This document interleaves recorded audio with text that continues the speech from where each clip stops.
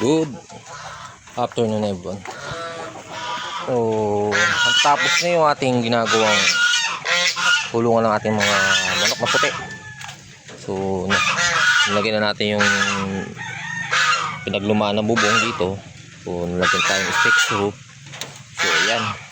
So, dito open dyan para yung araw lang dito. So, ito paano, naarawan sila pag umaga. Ayan. So, ang sukat nitong ating 7 feet by 7 feet. So, ayan dito. Hindi pangit kasi lumana yung bubong. So, secure na yan. Dito hinarangan natin kasi yung pwersa ng hangin. Nandyan. Ganyan. Ganyan yung pwersa ng hangin. So, tinakpan natin dyan. Tapos dito sa baba, tatakpan natin ng net yan. Kasi hindi pwedeng hindi pwedeng pagsilungan to ng mga tulad yan. Talagyan natin ng harang dyan. Para kasi dito may risal dyan. Para hindi makapasok itong mga alaga natin dyan.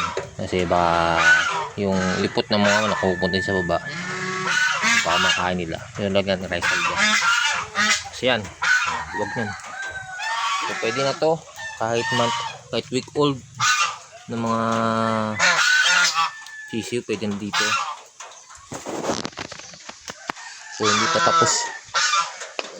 pa tapos gaano dito.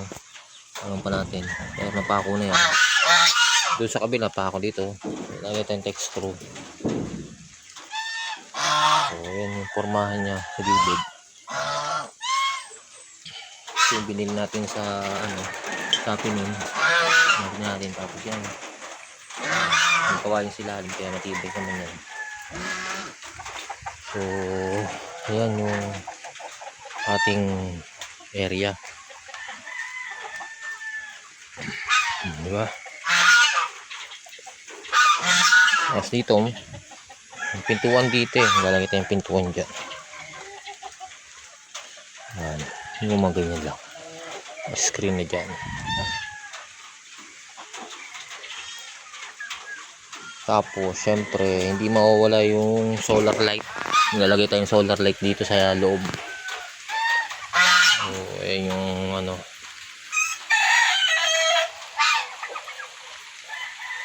malawak-lawak.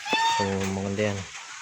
Maulan kaya hindi natin natapos agad kasi magpapako tayo bigla namang uulan. So medyo umulan pa rin. So hindi natin natapos agad kasi ito. Kaya ito yung pinapin natin to para yung bagsak mo lang pag ganyan. So yun, kita nyo naman. So kahit may mga sisino tayo pwede na natin dito ilagay. Dito na kung may mapisa tayo. So itong mga bubong na pag dumaan pa gagamitin natin ito. Sinadya kong pasubraan. Pansin nyo tatakpan pa natin. Maglalagay pa tayo dito pasugukan to ng mga pabo para lugyan. Ito pasugukan to ng mga pabo o manok. Yan dito sinikit na natin para magandang formahan.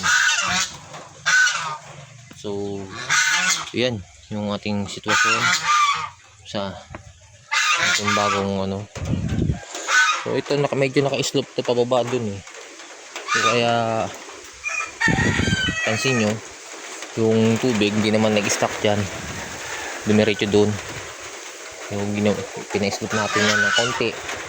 So successful naman. So madami pa tayong gagawin dito. Hintin natin ito mga butas. Tatakpan natin yun ng butas. Matitikit ko tatakpan natin yan.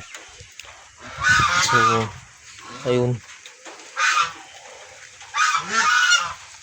hindi nga lang sobrang linis ng pagkakagawa ko pero importante dyan yung tingin ko matibay. Mababa lang siya, dito lang siya sa aking dibdib kasi yung hangin nga pag bagyo ang inaalala ko masyadong mataas, bakali pa rin bubong natin. So yun to, tingin ko okay na to. 1 feet mahigit naman yung lalim ng kawayan sa lupa. Kaya maganda yan. So, sa susunod na content natin, try naman natin na yung mga puti, yung mga lalaki, ilagay natin dito. Tapos yung pakainan nila. So, almost 8 ano to eh, nung natin na kahoy. 8 kahoy, 4 na 12 feet, 10 feet. So, ayan, yung ating panibagong ano. So, ayun lang po. Don't forget to like, share, subscribe.